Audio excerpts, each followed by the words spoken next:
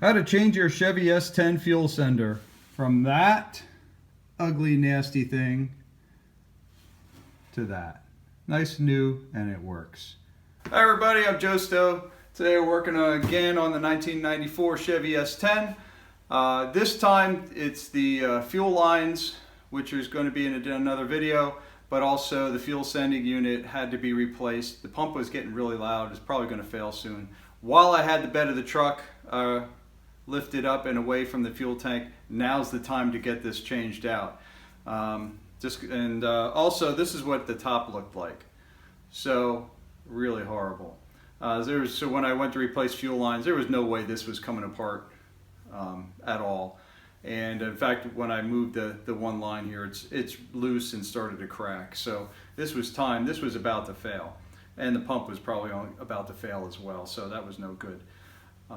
So I'm going to show you how to go from this to the nice brand new fuel sender in a few easy steps. All right, let's get started.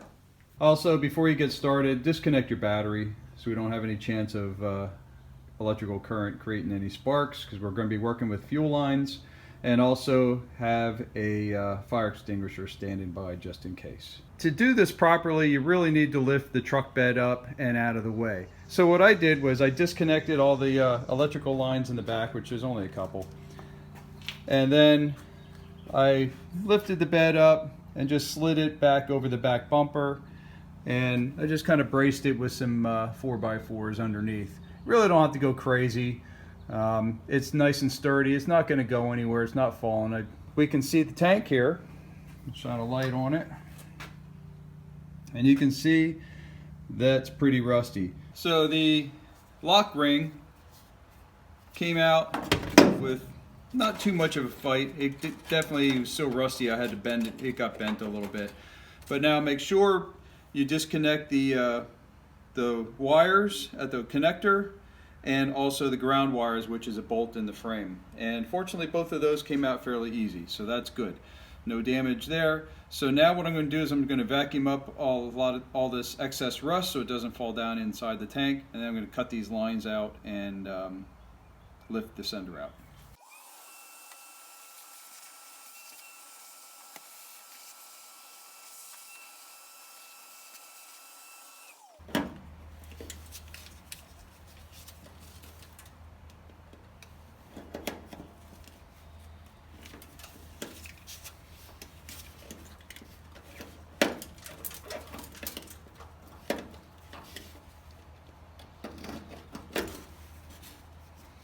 And I'm going to do the same with these hoses, because this is all going to get replaced.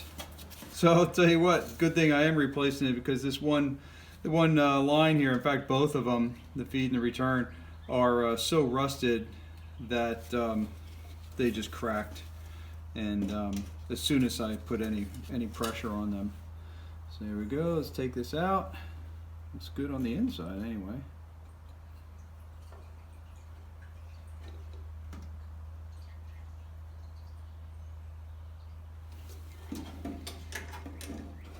Not to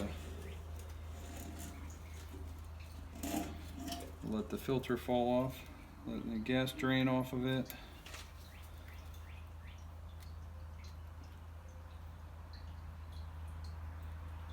Tank actually looks really good on the inside.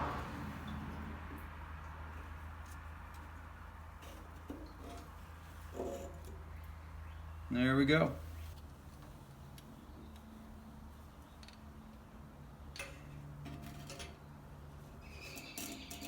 Careful not to bend your float rod or get any junk down into your tank.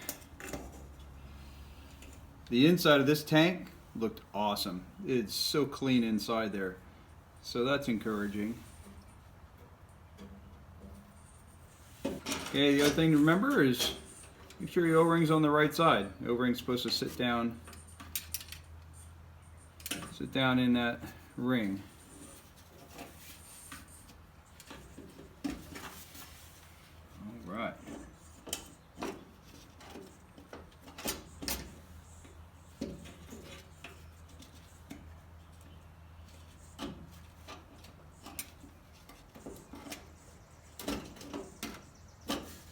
There it goes. Okay, after you have your O-ring seated, you got your whole fuel sender down there, you got your lock ring seated. You'll notice there's little tabs and 3 little tabs on your lock ring, and there's 3 tabs on the tank itself, and the lock ring slides under these tabs right here, here, and then there's one here under the nozzles. So all I'm going to do is, there has a little tab sticking up. I'm just going to tap on it with a punch and a small hammer. And rotate this ring around. Make sure it's going under the 3 tabs. Go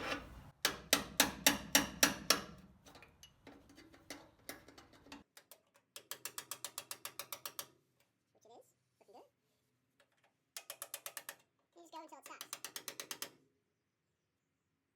And those tabs will actually stop at the ring, the outer ring. Get a little harder to go here. But we're almost there.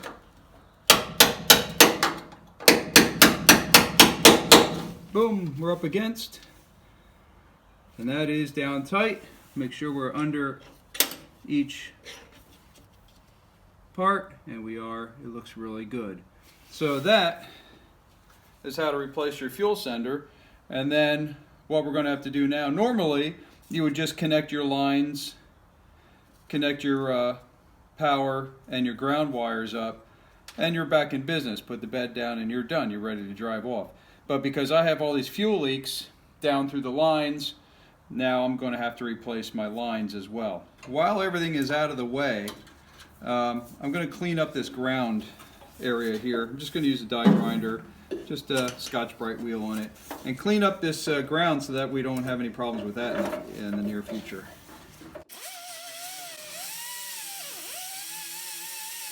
Okay, so then the last thing you want to do is hook up your battery again, make sure your lines are clean and all hooked up, and turn the key on to the accessory. Well, you turn it all the way until the truck's not to the point where the truck's going to start. So on my S10 it's 2 clicks in, so that you can hear the fuel pump run and fill the lines up. Fuel sender, which is what we changed today, make sure there's no leaks there.